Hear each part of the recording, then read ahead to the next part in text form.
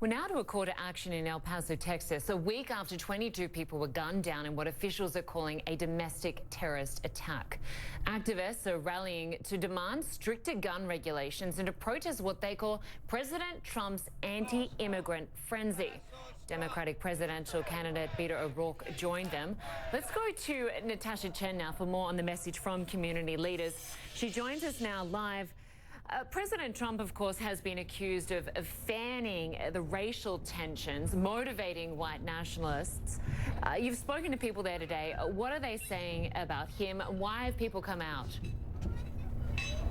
Well, a lot of the people here say that the president does need to be held accountable for his words, for him to understand the huge impact they have on people throughout this country, and the fact that it may empower some people to take action with hatred and racism. That was a lot of the message today here at the rally that it's just wrapping up. That's why you see some people putting these things away right now, putting equipment away. I also want to point out that the building right behind us right there, that is where the suspect is currently being detained. So in the shadows of that building here, the rally was very strong, people chanting against hatred and racism. And here, these fence posts here with these signs, people were invited to write their messages, condolences to the 22 victims, prayer and love. You are not alone, that message right there. And the interesting one here is in the middle, the message to lawmakers of what they want to see. The major message here from people is we need gun reform now.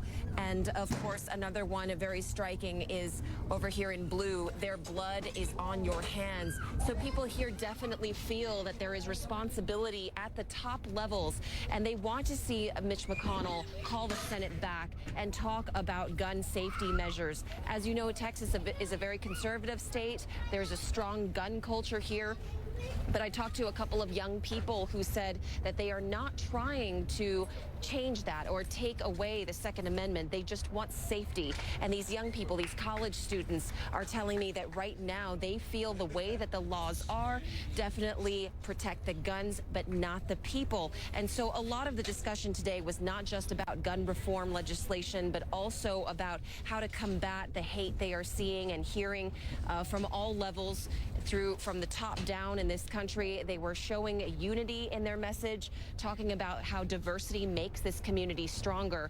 Again, this is 1 week after this horrific shooting, and we even heard from one of the people who was injured in that incident up on stage. She said despite the fact that she is hurt, she will not let this get to her. She will stand up and fight. So a very strong message from the people here in El Paso today, with the presence of presidential candidate Beto O'Rourke as well as Congresswoman Barbara Lee.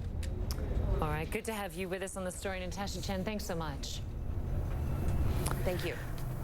Well, gun violence and what to do about it is a major topic for candidates in the 2020 presidential race. Take a look at these pictures. This is live coming to us from a gun safety forum in Iowa, Des Moines, Iowa. There, at least 16 Democratic candidates are taking part. Bill Weld, who is running against President Donald Trump in the Republican primary, speaks tomorrow. Arlette Saenz is watching the busy stage for us. She joins us now. Arlette, just take us through what you've heard today from the candidates that have already taken the stage. Yeah, Lynda, gun control has really become a focal point here in the 2020 race since those two mass shootings in El Paso and Dayton. And today you're going to have over the course of the next few hours at least 16 Democratic presidential candidates making their case for why Congress and the White House needs to take action when it comes to guns. They've been laying out some of their proposals and also calling out Republicans and President Trump as well as the NRAs, blaming them for the inaction that has occurred, they believe so far, relating to gun control. Now, one person who spoke just a short while ago was Senator Elizabeth Warren, who this morning unveiled her gun control proposal, which sets a goal of reducing gun deaths in this country by 80%. She's calling for universal background checks and banning assault weapons. Those are two things that a lot of Democrats have really rallied around. She also wants to create a federal licensing system for people who buy guns and ammunitions. But you've heard these candidates really over the past last few days, trying to promote this message of unity since those shootings, but also kind of roll out and trickle out some of the ways that they would address gun control in the country. Elizabeth Warren was up on stage saying that she wouldn't just take a legislative action, but also executive action. You've also heard from a number of candidates who are urging Walmart to stop selling guns. Walmart was the store where that shooting down in El Paso occurred, and Elizabeth Warren was up on stage. Cory Booker, Bernie Sanders, Julian Castro, Kamala Harris have all called on the store to stop selling guns to their customers. So right now, trying to find ways to deal with this issue of gun violence seems to be a priority in this 2020 race, especially as these candidates are trying to urge Republicans to come on board and potentially pass universal background checks or assault weapons bans in the wake of the two shootings last week. Lynda. Arlette Saenz, certainly a lot to discuss, and we'll have to wait and see if any of these sort of reforms that they are talking about will get passed in the coming years. Thanks so much. We're still at another weekend of protests in Hong Kong. Thousands staging a sitting at one of the world's busiest airports.